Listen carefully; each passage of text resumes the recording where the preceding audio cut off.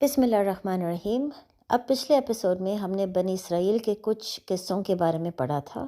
اور یہ چیز دیکھی تھی کہ چاہے اللہ نے ان کو بہت سی نعمتیں عطا کی، وہ بار بار ان نعمتوں کو جھٹلاتے تھے، اللہ کے حدود توڑنے کی بھی کوشش کرتے تھے اور پھر اللہ ان کو سزا بھی دیتا تھا، لیکن سزا دینے کے بعد وہ دوبارہ اس سائیکل کو رپیٹ کرنا شروع ہو جاتے تھے۔ اب ان اگلی آیتوں میں اللہ ہمیں کچھ مزید مثال دینے والے ہیں، ثابت کرنے کے لیے کہ بنی اسرائیل کس حد تک اللہ کے حدود بار بار توڑنے کی کوشش کرتی تھی۔ اب آیت نمبر 60 میں اللہ کہتے ہیں، اور یاد کرو جب موسیٰ نے اپنی قوم کے لیے پانی طلب کیا تو ہم نے فرمایا کہ پتھر پر اپنا عصا مارو، تو فوراً ہی اس میں سے 12 چشمے بہہ نکلے، اور ہر گروہ نے اپنے پانی پینے کی جگہ پہچان لیا۔ اور ہم نے فرمایا اللہ کا رزق کھاؤ اور پیو، اور زمین میں فساد نہ پھیلاتے پھرو۔ اور پھر یاد کرو جب تم نے کہا اے موسیٰ، ہم ایک کھانے پر ہرگز صبر نہیں کر سکتے، لہٰذا اپنے رب سے دعا کیجیے کہ ہمارے لیے وہ چیزیں نکالے جو زمین اگاتی ہے، جیسے ساگ، گندم، پیاز، دالیں۔ تو انہوں نے فرمایا کیا تم بہتر چیز کے بدلے میں گھٹیا چیزیں مانگتے ہو؟ اچھا پھر مصر یا کسی بھی شہر میں قیام کرو، وہاں تمہیں وہ سب کچھ مل جائے گا جو تم مانگ رہے ہو۔ اور پھر ان پر ذلت اور غربت مسلط کر دی گئی، اور وہ خدا کے غضب کے مستحق ہو گئے۔ یہ ذلت اور غربت اس وجہ سے تھی کہ وہ اللہ کی آیتوں کا انکار کرتے تھے اور انبیاء کو ناحق شہید کرتے تھے، اور یہ اس وجہ سے تھی کہ انہوں نے نافرمانی کی اور وہ مسلسل سرکشی کر رہے تھے۔ اب آپ دیکھ سکتے ہیں کہ اس سے پہلے اللہ نے کھانے کا ذکر کیا جب بنی اسرائیل کو اللہ منہ سلوہ دے رہا تھا، لیکن وہ نافرمانی اور ناشکری کر رہے تھے۔ اب اس آیت میں اللہ پانی کا ذکر کر رہے ہیں کہ جب بنی اسرائیل فرعون سے نجات حاصل کرنے کے بعد صحرا میں تھے تو ظاہر ہے ان کو پیاس بھی بہت زیادہ لگتی تھی، تو پھر اللہ نے ان کی آسانی کے لیے موسیٰ علیہ السلام کو حکم دیا کہ وہ اپنا عصا پتھر پہ مارے، اور جیسے انہوں نے یہ کام کیا تو بنی اسرائیل نے ایک اور معجزہ دیکھا، اور وہ یہ ہے کہ اس پتھر سے 12 چشمے اچانک باہر نکل آئے۔ وہ 12 چشمے کیوں تھے؟ کیونکہ جیسے کہ میں نے آپ کو پہلے بتایا تھا، بنی اسرائیل کے 12 جماعت تھے، 12 ٹرائبز تھے، تو اللہ نے ہر ٹرائب کے لیے ایک چشمہ مقرر کر دیا تھا تاکہ ان کے لیے پانی پینے کے لیے آسانی ہو۔ تو آپ اسے یہ دیکھ سکتے ہیں کہ بنی اسرائیل کے لیے کھانا پینا صحرا میں بہت ہی آسان اللہ نے کر دیا تھا۔ منہ سلوہ ان کو ملتا تھا، اور صحرا میں رہنے کے باوجود 12 چشمے ان کے پاس تھے تاکہ ان کو پانی کا مسئلہ نہ ہو۔ اور ساتھ آپ یہ بھی دیکھ سکتے ہیں ان آیتوں میں اور جو پچھلی آیتیں ہیں کہ جب بھی اللہ بنی اسرائیل کو کوئی نعمت دیتا تھا تو ساتھ اللہ کی صرف ایک شرط ہوتی تھی کہ نعمت کو دیکھنے کے بعد اور اس کا فائدہ اٹھانے کے بعد وہ اللہ کا شکر ادا کریں۔ بس اتنی سی بات تھی۔ اللہ مزید ان سے کچھ بھی نہیں مانگتا تھا، صرف یہی کہتا تھا کہ تمام نعمتیں استعمال کرنے کے بعد اللہ کا شکر گزار ہوں۔ یہ بھی زیادہ تر بنی اسرائیل کے لیے بہت مشکل کام ہو گیا تھا، کیونکہ ان کو عادت ہو گئی تھی کمپلین کرنے کی، شکایت کرنے کی، اور پھر اللہ کے حدود توڑنے کی۔ ساتھ ہی آپ دیکھ سکتے ہیں کہ آیت 61 میں اللہ سمجھا رہے ہیں کہ جب ان کو منہ سلوہ اللہ نے دیا تو انہوں نے اس بات پر شکایت کرنا شروع کر دی کہ ہم ایک ہی چیز بار بار نہیں کھا سکتے، یہاں تک کہ انہوں نے موسیٰ علیہ السلام سے کہا کہ جب ہم مصر میں تھے تو ہمارے پاس بہت سی ورائٹی تھی کھانے کی۔ تو بیسکلی آپ یہ سمجھ سکتے ہیں کہ وہ یہ کہنا چاہ رہے کہ ہم مصر کو یاد کریں۔ اسی وجہ سے انہوں نے پھر موسیٰ علیہ السلام سے کہا کہ اللہ سے دعا یہ مانگے کہ اللہ ہمیں مزید چیزیں دے۔ اس پہ آپ سمجھ سکتے ہیں کہ موسیٰ علیہ السلام کو اتنا غصہ ان پر کیوں چڑھا تھا، کیونکہ وہ مصر جیسی جگہ کو یاد کر رہے تھے، بہت زیادہ وہاں پہ جو فوڈ کی ورائٹی تھی اس کو یاد کر رہے تھے، لیکن وہ یہ بھول گئے کہ مصر میں وہ غلام تھے، ان کے ساتھ کس قسم کا ظلم ہوتا تھا، ان کے بیٹوں کو فرعون ذبح کرتا تھا۔ وہ تمام چیزیں بھول گئے اور صرف اس بات پر شکایت کرنا شروع کر دی کہ کم از کم مصر میں جب ہم تھے تو ہمارے پاس کھانے کے آپشنز بہت زیادہ تھے۔ اسی لیے موسیٰ علیہ السلام افسوس میں کہتے ہیں کہ کیا آپ بہترین چیز کے بدلے میں گھٹیا چیز مانگتے ہو؟ یعنی جو اللہ نے آپ کو اس وقت آزادی دی ہے، آپ اس آزادی کے بدلے میں زیادہ کھانے کی ورائٹی مانگ رہے ہو۔ جو وہ چیزیں مانگ رہے ہیں، پیاز، دالیں، گندم، ساگ، یہ تو ایسی چیزیں جو انسان کسی بھی شہر میں جا کے ڈھونڈ سکتا ہے، لیکن آزادی ایک ایسی چیز ہے جو ہر انسان کو نہیں مل سکتا۔ اللہ کو عبادت کرنے کی آزادی، ایک امت بنانے کی آزادی، اللہ کے دین کو قائم کرنے کی آزادی، یہ ایک ایسی چیز ہے جو ہر انسان کو ہر جگہ سے نہیں مل سکتی۔ تو اس لیے آپ دیکھ سکتے ہیں کہ بنی اسرائیل کیونکہ بار بار اللہ کی حدود کو بھی توڑنے کی کوشش کرتے تھے، لیکن اس کے علاوہ ہمیشہ ناشکری کرتے تھے،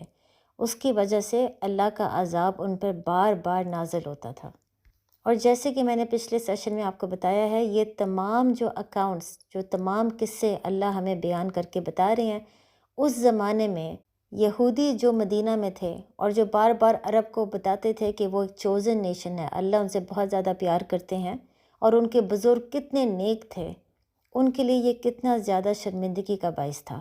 کیونکہ یہ بائی دا وے یہ تمام جتنے بھی قصے ہیں یہ وہ قصے ہیں جو یہودی بھی جانتے تھے، ان کی کتابوں میں لکھا ہوا تھا، لیکن وہ اس چیز کو اگنور کرتے تھے، وہ عربوں کو یہ تمام قصے نہیں سناتے تھے۔ یہ بھی وجہ ہے کہ ان کو قرآن سے بہت زیادہ ایشو ہونا شروع ہو گیا تھا، کیونکہ قرآن میں وہ تمام باتیں اللہ واضح کر رہا تھا جو یہودی اور عیسائی لوگوں سے چھپانے کی کوشش کر رہے تھے۔ اللہ بار بار ایک ہی پیغام دے رہا تھا کہ آپ جس مرضی گروہ سے ہو، آپ جس مرضی ریس یا ٹرائب یا ایتھنیسٹی سے بلانگ کرتے ہو، اس سے کوئی فرق نہیں پڑے گا، قیامت کے روز آپ کو ان چیزوں سے فائدہ نہیں ملے گا۔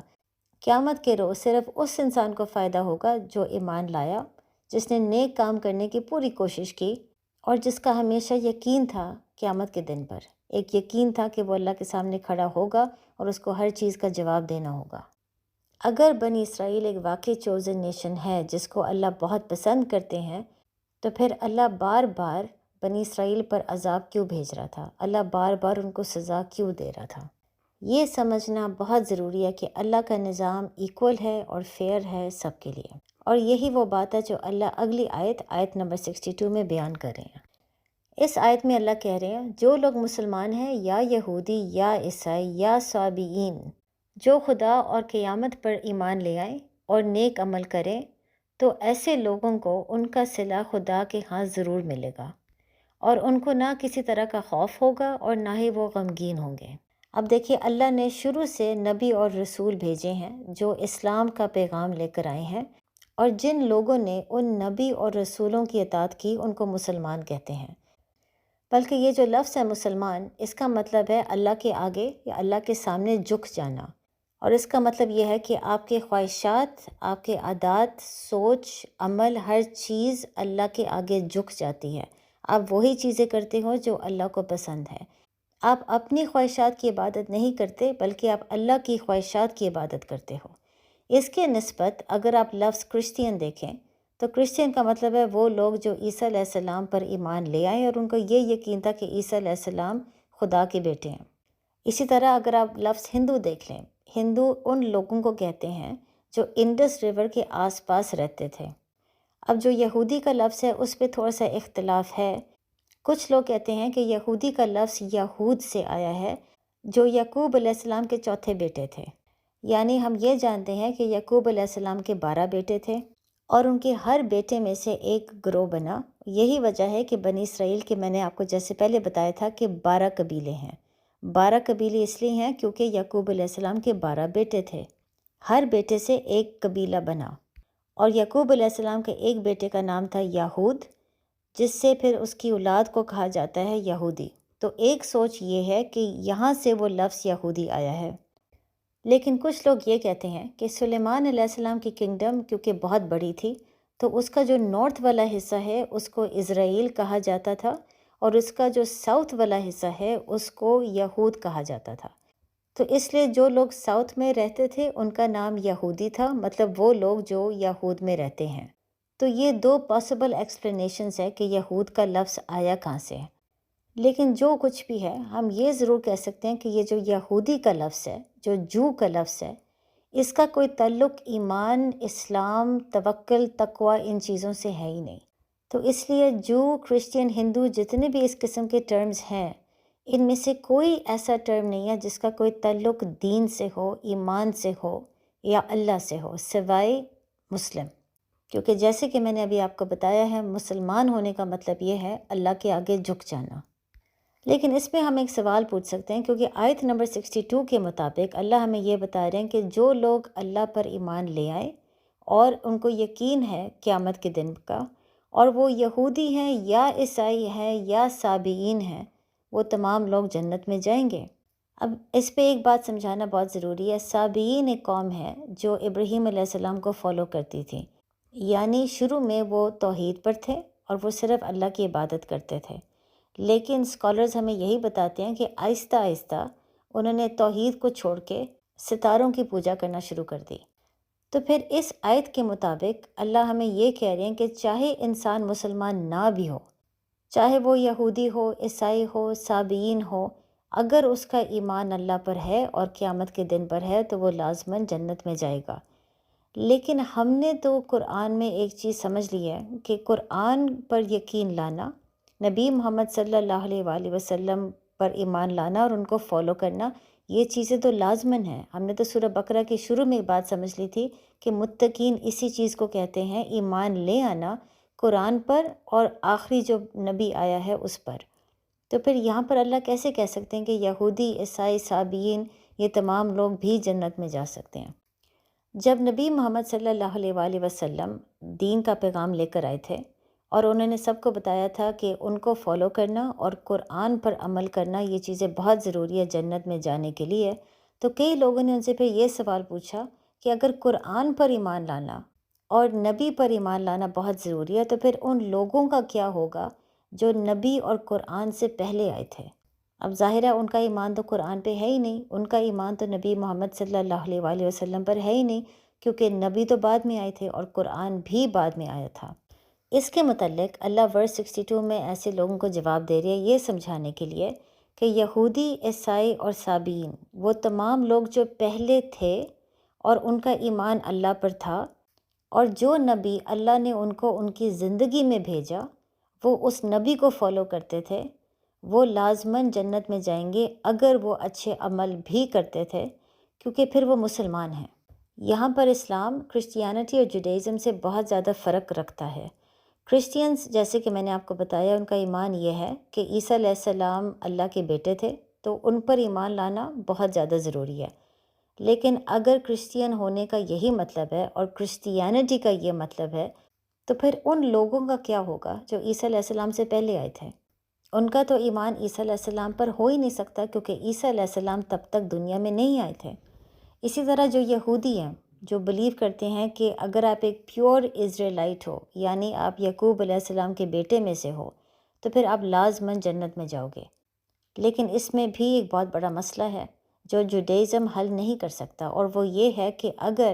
یعقوب علیہ السلام کے بیٹے میں سے ہونا بہت ضروری ہے تو پھر آدم علیہ السلام، نوح علیہ السلام اور اس طرح کے بہت زیادہ پروفٹس جو یعقوب علیہ السلام سے پہلے آئے تھے، ان کا پھر کیا ہوگا؟ بلکہ ابراہیم علیہ السلام جن کو یہودی بہت زیادہ مانتے ہیں،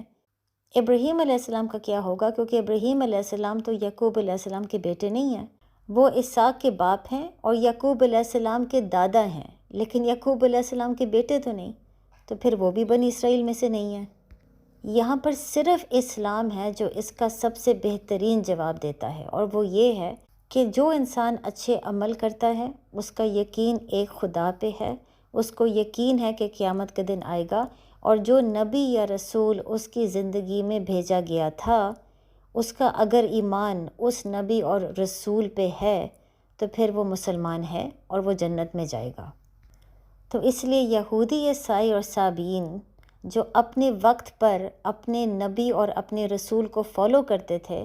وہ مسلمان ہیں، اور اس لیے اللہ اس آیت میں سمجھا رہے ہیں کہ کیونکہ وہ مسلمان ہیں، کیونکہ ان کے وہ نیک عمل کر رہے تھے، کیونکہ ان کا یقین قیامت کے دن پر تھا، اس لیے وہ جنت میں جائیں گے۔ یعنی یہودی جو موسیٰ علیہ السلام کے ٹائم پہ زندہ تھے اور موسیٰ علیہ السلام کو صحیح طریقے سے فالو کر رہے تھے، وہ اس زمانے کے مسلمان ہیں۔ اسی طرح عیسائی جو عیسیٰ علیہ السلام کو فالو کر رہے تھے اور صحیح طریقے سے فالو کر رہے تھے، وہ اس زمانے کے مسلمان ہیں۔ اسی طرح سابئین جو ابراہیم علیہ السلام کو صحیح طریقے سے فالو کر رہے تھے اس زمانے میں، وہ مسلمان ہیں۔ لیکن اب کیونکہ فائنل پروفٹ محمد صلی اللہ علیہ وآلہ وسلم آ چکے ہیں، اب جتنے لوگ اس دنیا میں ہیں محمد صلی اللہ علیہ وآلہ وسلم کے آنے کے بعد ان کے لیے جو سب سے ریسنٹ پروفٹ ہے وہ ہے محمد صلی اللہ علیہ وآلہ وسلم، اس لیے ان کا ایمان محمد صلی اللہ علیہ وآلہ وسلم پر ہونا بہت ضروری ہے۔ اب ان کے لیے مسلمان ہونے کا مطلب ہے کہ یہ جو آخری پروفٹ ہے ان پر ایمان لانا، اور جو وہ کتاب لے کر آئے اس کتاب پر ایمان لے کر آنا۔ تو اس لیے ورس 62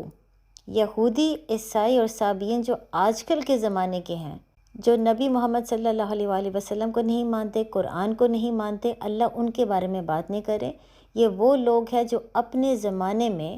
اپنے پروفٹس کو مانتے تھے، کیونکہ وہ پھر اس زمانے کے مسلمان تھے۔ اس لیے اللہ کہہ رہے ہیں کہ وہ لوگ جنت میں جائیں گے۔ یعنی اس وقت جب اللہ بنی اسرائیل کے بزرگوں کے بارے میں بات کر رہے ہیں، تو وہ بزرگ جو موسیٰ علیہ السلام کی اطاعت کرتے تھے، اللہ کی عبادت کرتے تھے اور تورات کو فالو کرتے تھے، وہ متقین ہیں اور وہ جنت میں انشاءاللہ جائیں گے۔ لیکن وہ بنی اسرائیل جو منافقت کی طرف جانا شروع ہو گئے تھے، جن کا ذکر اللہ اتنا زیادہ اب ان قرآن کی آیتوں میں کر رہے ہیں، وہ لوگ جنت میں نہیں جا سکتے، کیونکہ انہوں نے اپنے ہی پروفٹ کو جھٹلایا، انہوں نے اپنے ہی کتاب کا مذاق اڑایا، اس لیے وہ اپنے ہی زمانے میں متقین نہیں تھے، منافق تھے۔ پھر اللہ آیت نمبر 63 میں کہہ رہے ہیں، اور جب ہم نے تم سے عہد لیا اور کوہ طور کو تم پر اٹھا کھڑا کیا، اور ہم نے حکم کیا کہ جو کتاب ہم نے تمہیں دی ہے اس کو زور سے پکڑے رکھو، اور جو اس میں لکھا ہے اسے یاد کرو تاکہ تم عذاب سے محفوظ ہو جاؤ۔ تو تم اس کے بعد عہد سے پھر گئے، اور اگر تم پر خدا کا فضل اور مہربانی نہ ہوتی تو تم خسارے میں پڑے ہوتے۔ اب یہاں پر آپ دیکھ سکتے ہیں اللہ ایک اور قصہ بیان کر رہے ہیں، جب بنی اسرائیل نے پھر اللہ کے حدود کو توڑنے کی کوشش کی۔ اس قصے میں اللہ بتا رہے ہیں کہ ایک وقت ایسا آ گیا تھا کہ اللہ نے پورا کوہ طور بنی اسرائیل کے اوپر کھڑا کر دیا، اور اس وقت بنی اسرائیل کو یہ حکم دیا کہ جو اللہ نے کتاب نازل کی ہے تورات، اس کو زور سے پکڑ لو، اس پر عمل کرو۔ اللہ نے جو حدود اور جو شریعت اس میں بیان کی ہے اسے فالو کرو، اور اللہ کے حدود توڑنے کی کوشش نہ کرو۔ اب ظاہر ہے اللہ نے جو پورا کوہ طور ان کے اوپر کھڑا کر دیا تھا، وہ ایک وارننگ کے لحاظ سے کیا تھا، ایک تھریٹ کے لحاظ سے کیا تھا کہ اگر آپ لوگوں نے تورات کو سیریس نہ لیا، اب کیونکہ آپ ایک امت بن گئے ہو اور آپ کا کام ہے دین کو قائم کرنا، اگر آپ نے اس چیز کو سیریس نہ لیا تو اللہ تمام بنی اسرائیل کو ختم کر دے گا۔ لیکن آپ یہ دیکھ سکتے ہیں کہ اتنی بڑی چیز ہونے کے باوجود اللہ کہہ رہے ہیں کہ انہوں نے بعد میں اسی عہد کو دوبارہ سے توڑا، اور دوبارہ سے وہی ان کی حرکتیں شروع ہو گئیں۔ تو فی الحال آپ یہ دیکھ سکتے ہیں ان تمام آیتوں میں اللہ بنی اسرائیل کی دو خاص کیریکٹرسٹکس بتا رہے ہیں، جن کی وجہ سے وہ متقین سے ہٹ کے منافق کے راستے پہ چلنا شروع ہو گئے۔ سب سے پہلی تو یہ ہے کہ وہ شرک کرتے تھے، یعنی وہ اپنے خواہشات کی عبادت کرتے تھے۔ جب ان کو بت کی خواہشات ہوئی تو انہوں نے ایک بت بنا کے اس کی پوجا کرنا شروع کر دی۔ جب ان کو آرام کی خواہش تھی تب انہوں نے اللہ کے حکم کو جھٹلا دیا، جب اللہ نے ان کو حکم دیا تھا کہ کینان جو پرومسڈ لینڈ ہے اس میں جہاد کر کے داخل ہو جاؤ۔ پھر جب ان کو یہ خواہش تھی کہ سزا ان لوگوں کے لیے جنہوں نے بچڑے کی عبادت کی، وہ سزا اتنی سخت نہیں ہونی چاہیے، تو وہ اللہ کے حکم کے خلاف گئے، جب اللہ نے حکم یہ دیا کہ ان تمام لوگوں کو قتل کیا جائے۔ پھر اسی طرح آپ یہ بھی دیکھ سکتے ہیں جب ان کو یہ خواہش تھی کہ ہمارے پاس کھانے پینے کی زیادہ آپشن، زیادہ ورائٹی ہونی چاہیے، تو پھر وہ مان گئے جہاد کرنے کے لیے، لیکن جب وہ اس شہر میں داخل ہوئے تو انہوں نے معافی مانگنے سے انکار کر دیا، صرف اس لیے کیونکہ وہ جہاد کے خواہش مند نہیں تھے، وہ دین کو قائم کرنے کے خواہش مند نہیں تھے، وہ تو صرف کھانے کے لیے آئے تھے۔ تو ان تمام چیزوں سے آپ یہ دیکھ سکتے ہیں کہ ایک کیریکٹرسٹک فیچر جو اللہ ان کے بارے میں بیان کر رہی ہے وہ یہ ہے کہ وہ بار بار شرک کرتے تھے، اپنی خواہشات کی عبادت کرتے تھے۔ دوسری چیز جو اللہ ہمیں ان کے بارے میں بار بار سمجھا رہے ہیں وہ یہ ہے کہ وہ بہت زیادہ ناشکری تھے۔ جو مرضی اللہ ان کو نعمتیں عطا فرماتا تھا، جتنی مرضی دفعہ اللہ نے ان کو معاف کیا، وہ پھر بھی شکایت کرتے تھے اور مزید اللہ سے چیزیں ڈیمانڈ کرتے تھے۔ پھر جو تیسری کیریکٹرسٹک ہے اللہ ہمیں اگلی آیت میں سمجھا رہے ہیں، اور وہ ہے گریڈ، لالچ۔ جو یہودی متقین سے ہٹ کے منافقت کی طرف چلے گئے تھے، ان کے اندر لالچ بہت زیادہ آ گیا تھا۔ بلکہ یہ جو تین چیزوں کا میں نے ذکر کیا ہے، یہ انسان کی نیچر کا بھی حصہ ہے۔ جب انسان مشکل میں ہوتا ہے تب وہ اللہ کو بہت زیادہ یاد کرتا ہے، تب وہ متقین بن جاتا ہے۔ لیکن جب اللہ اس کو نعمتیں عطا فرماتا ہے یا اس کو مزید دنیا مل جاتی ہے، پھر وہ آہستہ آہستہ متقین سے ہٹ کے منافقت کی طرف چلا جاتا ہے، کیونکہ پھر وہ اللہ سے مزید دنیا مانگتا ہے اور آہستہ آہستہ دنیا کی محبت کی وجہ سے وہ اپنے بیسک مورلز اور پرنسپلز کو بھول جاتا ہے۔ یہی چیز آپ عیسائیوں میں دیکھ سکتے ہیں کہ بنی اسرائیل جب فرعون کے غلام تھے،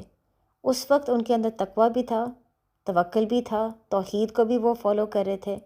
اور وہ اللہ کے لیے جہاد بھی کر رہے تھے۔ لیکن جیسے انہوں نے نجات حاصل کی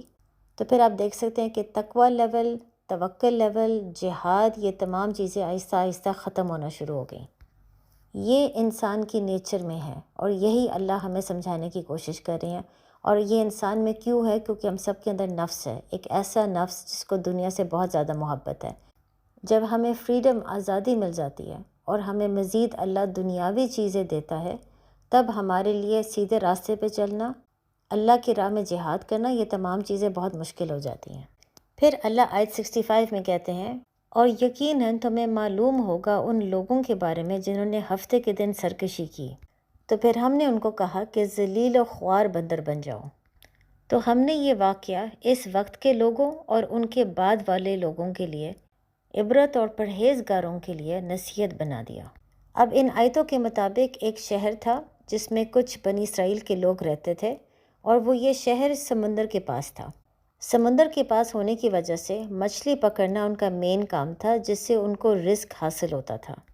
اب ہفتے کا دن جو یہودیوں کے لیے سبت کا دن ہوتا ہے، وہاں پر اللہ نے ان کو حکم یہ دیا تھا کہ پورا دن وہ صرف اللہ کی عبادت میں گزاریں گے اور کسی قسم کے دنیاوی کام نہیں کریں گے۔ بلکہ ابن کثیر کے مطابق یہ جو شہر ہے، یہ آج کل کے زمانے میں جو پورٹ ایلا ہے ریڈ سی پر، یہ وہاں پر ہوتا تھا۔ اللہ نے پھر ایسے لوگوں کو ایک آزمائش میں ڈالا، کیونکہ مچھلی پکڑنا ان کا مین کام تھا۔ ہفتے کے دن بہت زیادہ مچھلی سمندر کے اوپر آتی تھی، لیکن باقی دن بہت کم مچھلی آتی تھی۔ اب چاہے ہفتے کا دن تھا اور وہ یہودی جانتے تھے کہ ان کو حکم نہیں ہے کہ وہ کسی قسم کا دنیاوی کام کرے، وہ صرف اللہ کی عبادت میں ہی وہ وقت گزار سکتے تھے۔ بہت سے یہودی ایسے تھے جو گریڈ اور لالچ کی وجہ سے اللہ کے حدود کو انہوں نے توڑا اور ہفتے کے دن مچھلی کو پکڑنا شروع کر دیا۔ بلکہ آگے قرآن میں اللہ ہمیں یہ بھی سمجھاتے ہیں کہ بہت سے ایسے بھی متقین یہودی تھے جو ایسے لوگوں کو خبردار کرنے کی کوشش کرتے تھے، لیکن یہ لوگ نہیں سنتے تھے۔ تو پھر آخر کار اللہ نے ان کے اوپر ایک سزا بھیجی، اور وہ سزا یہ تھی کہ وہ بندر بن گئے۔ اور اللہ ہمیں سمجھا رہا ہے کہ بندر بنانے کی وجہ ہی یہی تھی کہ باقی لوگ اس سے عبرت حاصل کر سکیں۔ تو یہاں پر آپ دوبارہ وہی چیز دیکھ سکتے ہیں جو میں نے پچھلے ایپیسوڈ میں بھی اس کے بارے میں بات کی تھی، کہ اللہ بنی اسرائیل کی امت کے لیے بہت سخت تھے، اور امت اب محمد صلی اللہ علیہ وآلہ وسلم کے لیے اللہ کا اپروچ بہت زیادہ لینئنٹ تھا، مختلف تھا۔ اور جیسے کہ میں نے آپ کو پچھلے ایپیسوڈ میں بھی یہ بات بتائی تھی، وہ اس لیے کیونکہ پچھلی امت نے بہت سے معجزات دیکھے تھے، اور وہ تمام معجزات دیکھنے کے بعد جب وہ اللہ کے حدود کو توڑتے تھے، تو جب آپ زیادہ بینیفٹ، زیادہ فائدہ حاصل کرو گے تو پھر اس کا کاسٹ بھی اتنا ہی زیادہ ہوگا۔ تو اس لیے جب بھی وہ اللہ کی حدود کو توڑتے تھے تو اللہ کی طرف سے ایک بہت بڑا عذاب ان کے اوپر نازل ہوتا تھا۔ یہی وجہ ہے کہ آج کل کے زمانے میں امت اب محمد صلی اللہ علیہ وآلہ وسلم میں آپ دیکھ سکتے ہیں کہ کئی ایسے مسلمان ہیں کہ جو جمعہ کی نماز نہیں پڑھتے، لیکن اللہ نے ان کے اوپر کسی قسم کا عذاب نہیں بھیجا۔ جہاں پر اللہ نے ان یہودیوں کو بندر بنا دیا جنہوں نے سبت، ہفتے کا دن کا احترام نہیں کیا، اللہ آج کل کے مسلمانوں کو کچھ بھی نہیں کہتا، اور وہ صرف اس لیے ہے کیونکہ ابھی بھی توبہ کے دروازے کھلے ہیں۔ اللہ جانتے ہیں کہ اس امت نے کسی قسم کے معجزات نہیں دیکھے، اس امت نے منع سلوہ نہیں دیکھا، اس امت نے یہ نہیں دیکھا کہ ایک عصا کو پتھر پر مارنے کے بعد 12 چشمے باہر آ جائیں، اس امت نے سمندر کو 2 حصے میں پھٹتے ہوئے نہیں دیکھا، بلکہ اس امت کے لیے یہ تمام معجزات بالغیب ہیں۔ ہمارے لیے ان تمام معجزات پر یقین رکھنا بہت ضروری ہے، چاہے ہم نے اس میں سے ایک بھی معجزہ کو نہیں دیکھا اور نہ ہی ہم دیکھ سکتے ہیں۔ بلکہ مسلمان کے لیے تو یہ حکم ہے کہ اس نے سچ تک پہنچنا ہے صرف اپنی عقل استعمال کر کے اور اللہ کے پیغام پر غور و فکر کر کے، وہ کسی قسم کا معجزہ نہیں دیکھ سکتا۔ تو ظاہر ہے جب امتحان مسلمانوں کے لیے زیادہ ہے، اس لیے اللہ نے ان کے ساتھ لینینسی دکھائی ہے۔ بلکہ یہی وجہ ہے کہ آج کل کے زمانے کے جو یہودی ہیں، جو لوگ سبت یا ہفتے کے دن کا احترام نہیں کر رہے، اللہ نے ان کے اوپر بھی کوئی عذاب نہیں بھیجا، نہ ہی اللہ نے ان کی شکلیں بگاڑ کے بندر بنا دی ہیں، کیونکہ اللہ جانتے ہیں کہ جو آج کل کے زمانے کے یہودی ہیں انہوں نے بھی کسی قسم کا معجزہ نہیں دیکھا، ان کے بزرگوں نے دیکھا ہے، لیکن ان لوگوں نے جو آج کل کے زمانے کے یہودی اور عیسائی ہیں ان لوگوں نے نہیں دیکھا۔ تو اس لیے ان لوگوں کے لیے بھی ابھی تک توبہ کے دروازے کھلے ہیں۔ اب اگلی چند آیتوں میں اللہ ہمیں ایک آخری کریکٹرسٹک بتائیں گے بنی اسرائیل کے بارے میں، اور وہ یہ ہے کہ وہ ہمیشہ اللہ کے حکم کا مذاق اڑاتے تھے اور اس کو چیلنج کرنے کی کوشش کرتے تھے۔ اسی لیے اللہ آیت نمبر 67 میں فرما رہے ہیں، اور یاد کرو جب موسیٰ نے اپنی قوم سے فرمایا، بے شک اللہ تمہیں حکم دیتا ہے کہ ایک گائے کو ذبح کرو، تو انہوں نے کہا کہ کیا آپ ہمارے ساتھ مذاق کر رہے ہو؟ پھر موسیٰ علیہ السلام نے فرمایا، میں اللہ سے پناہ مانگتا ہوں کہ میں جاہلوں میں سے ہو جاؤں۔ پھر انہوں نے کہا کہ آپ اپنے رب سے دعا کیجئے کہ وہ ہمیں یہ بتا دے کہ وہ گائے کیسی ہے۔ فرمایا، اللہ کہتے ہیں کہ وہ ایک ایسی گائے ہو جو نہ تو بوڑھی ہو اور نہ ہی بالکل کم عمر کی، بلکہ ان دونوں کے بالکل درمیان میں ہو، تو وہ کرو جس کا تمہیں حکم دیا جا رہا ہے۔ پھر انہوں نے کہا، آپ اپنے رب سے دعا کیجئے کہ وہ ہمیں یہ بتا دیں کہ اس گائے کا رنگ کیا ہو۔ فرمایا، اللہ کہتے ہیں کہ وہ پیلی رنگ کی گائے ہو جس کا رنگ بہت گہرا ہو، وہ گائے دیکھنے والوں کو خوشی دیتی ہو۔ پھر انہوں نے فرمایا کہ آپ اپنے رب سے دعا کیجئے کہ وہ ہمارے لیے واضح طور پر بیان کر دیں کہ وہ گائے کیسی ہو، کیونکہ بے شک گائے ہم پر مشتبہ ہو گئی ہے، اور اگر اللہ چاہے تو ہم یقیناً راہ پا لیں گے۔ موسیٰ علیہ السلام نے فرمایا، اللہ یہ کہتے ہیں کہ وہ ایک ایسی گائے ہو جس سے خدمت نہیں لی جاتی کہ وہ زمین میں ہل چلائے، اور نہ ہی وہ کھیتی کو پانی دیتی ہے، بالکل بے عیب ہو، اس میں کسی قسم کا داغ نہ ہو۔ یہ سن کر پھر انہوں نے کہا، اب آپ بالکل صحیح بات لے آئے ہیں۔ پھر انہوں نے گائے کو ذبح کیا، حالانکہ وہ ذبح کرتے معلوم نہ ہوتے تھے۔ اور پھر یاد کرو جب تم نے ایک شخص کو قتل کر دیا، پھر اس کا الزام کسی دوسرے پر ڈالنے لگے، حالانکہ اللہ ظاہر کرنے والا تھا اس چیز کو جس کو تم چھپا رہے تھے۔ تو پھر ہم نے فرمایا، اس مقتول کو اس گائے کا ایک ٹکڑا مارو، اس طرح اللہ مردوں کو زندہ کرے گا، اور وہ تمہیں اپنی نشانیاں دکھا رہا ہے تاکہ تم سمجھ جاؤ۔ اب ان آیتوں میں اللہ ایک اور قصہ بیان کر رہے ہیں۔ جب بنی اسرائیل صحرا میں تھے تو ایک شخص کا قتل ہو گیا تھا، اور ان کو یہ نہیں سمجھ آ رہی تھی کہ قاتل ہے کون۔ اب ظاہر ہے کسی کو قتل کرنا تو شریعت کے خلاف تھا،